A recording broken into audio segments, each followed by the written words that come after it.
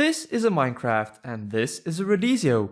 Now what would happen if you put a Redizio in a Minecraft? I don't know. So let's find out. You all asked for it and it's finally here, baby. Redizio plays 10 days of survival Minecraft. Here we go. It was a warm, nice, tranquil day somewhere in the middle of summer, and the bees were buzzing around and doing their own thing, and you could even see the sheep munching away at the lush green grasses beneath them. And then Redizio joined the game and he started chopping down the forest and hitting trees with his fist, because that's what he felt like doing, and he went about to absolutely demolish everything around him, and it didn't take long before he had leveled a handful of trees with his own bare fists. And he sure as hell wasn't done with destroying the landscape around him, but he was tired of using his bare hands, so he decided to do something about that. So there he went to craft some blunt wooden tools so that he could go gather some stones nearby. Once he reached some stone, he skillfully started swinging away at it with his pickaxe until he was satisfied with the amount of cobblestones he had. With the stones he had gathered, he then made his first set of decent stone tools, which he was more than ready to try out. And let me tell you, this guy wasn't done yet with the war on Mother Nature. Now, with all that heavy work behind him, he looked down at his hotbar to see what he could eat. Realizing that apples wouldn't really satisfy his hunger, he headed out to the fields to kill... What? No. To kiss. He went out to kiss the sheep. I can assure you no animals were harmed in the making of this video. Tasty. At this point in time, it was only about 2 or 3 in the afternoon and he'd done quite a lot already. But him being Redizio, he wasn't at all satisfied with the destruction, and he figured if he had some better gear, he'd be able to destroy even more. So down he went into the mines nearby to shortly after find some iron, baby. But the mine ended a few blocks further, so he turned around and went back out the same way that he had came in to go venture for another cave. And as he was doing just that, he came across a patch of pumpkins, which he happily took with him. And yeah, don't ask me where he put them all, because I'm sure you don't want to know.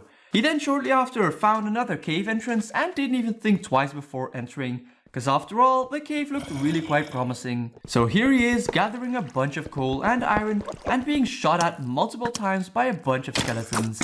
A few moments later, he then realized what a dumb he actually was, as he had been carrying all this iron along with him and not using it to his advantage. So upgrading from his flimsy tools is what he did next. Now, brave as he was, holding his newly forged iron tools in hand, he headed down deep into the abyss that lay before him to soon after come across a forgotten mineshaft. He wasn't alone, however, as 2 guardians were holding down the fortress before him. That's when he happily took out his mighty new sword and laid the mobs down in a single sweep.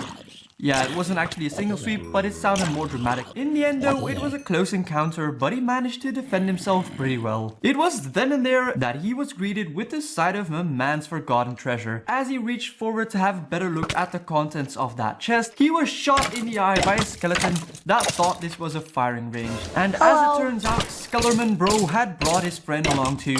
And in all fairness, he should have probably stayed home if he wanted to live. Now back to the treasure. A quick snack later, he took everything with him that he could carry and threw out anything that would make his pants sag down. He then continued mining well into day 2 or 3 or 4, I don't even know anymore at this point, but I'm the editor so I can say whatever the hell I want.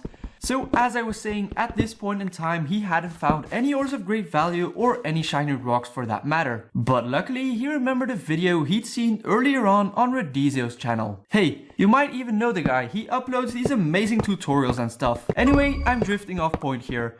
So he gathered some gravel as the tutorial had instructed him to, and made a composter with some spare wood he was carrying along. He then struggled quite a bit with the composter, but eventually he managed to get in, to then drop the gravel on top of him. And just like that, all the blocks around him disappeared, revealing anything and everything. Wait, what? I see diamonds! Bruh. After having rudely interrupted me halfway through my sentence, he then made some preparations before venturing out to seek the diamonds. So he strapped on some iron armor and cooked some more vegetarian meat to quickly head in the direction of where he had seen those diamonds. A few breaths later, he decided to look again to make sure that he hadn't passed them yet. And sure enough, there they were, at least 3 shiny diamond ores in full glory, staring him right in the eyes. There wasn't a second to lose now, so he got to work and started dredging the lava lake like a madman, And a short while later, the diamonds were within arm's reach, and he was just so happy that he wanted to show you his face. Now let me continue this overly edited, way too dramatic voiceover so that you can see what he did next. Well, is that even a question what he did next? He did what any experienced Minecrafter would tell you, and that is to completely isolate the diamonds before swinging away at them with your pickaxe. Wait a minute, the lucky bastard even managed to get 6 freaking diamonds! And if you didn't see that, there were 6. Here he is, showing off his juicy diamonds in full glory. It was now day 3 or probably day 4, who will tell? And the guy is still freaking mining. Well, I guess he doesn't have any place else to be during this pandemic, so he may as well be mining, right?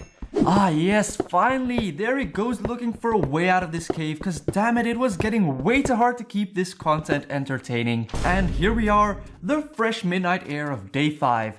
He didn't fancy a fight with the mobs that awaited him, so he ran as fast as he could into the desert, hoping to find somewhere that he could go to rest. But anyway, he had run around for quite a while now and still hadn't found anything, so he just kept on running, and by this time it was already early in the morning. Wait, what? He caught a glimpse of a village out of the corner of his eye and rushed towards it. And to be honest, I don't even think Usain Bolt would have been that fast. Once he had made acquaintance with the local townsman, he figured it was about time that he built a little house of his own. So that's what he went ahead and did next. And on day 6, he officially made his first friend.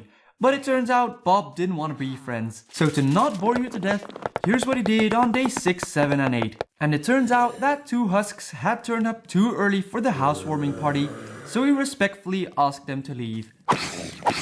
By day 9, the house was actually starting to look like a real decent house. Whoa!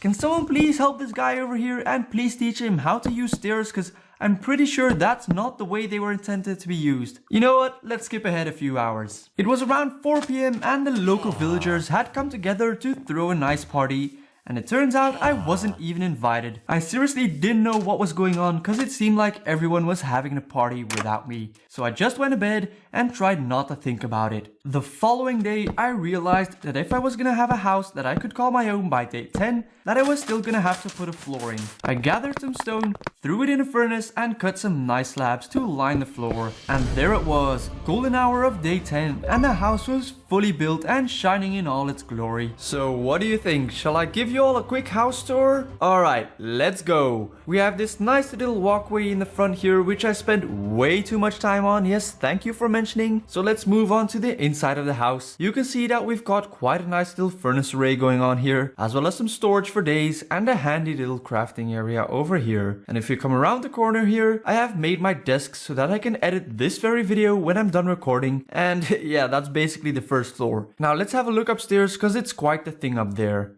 And the first thing that pops into our eyeballs, oh yes, it's more storage, baby. What am I storing up here, you may ask? Well, nothing much at the moment, but that is gonna change very soon. Now over here we have some IKEA furniture solutions for the bedroom, because we were quite cramped on space. Oh wait, before I forget, let me show you this nice little balcony I have. It doesn't look like it, but it is very sturdy, okay? You can trust me. And would you look at that? Isn't that just an amazing view? Yep, that's what I thought. And that concludes today's house tour. So check in next week to see what we do then. And in the meantime, you can watch this video and I will catch you over there.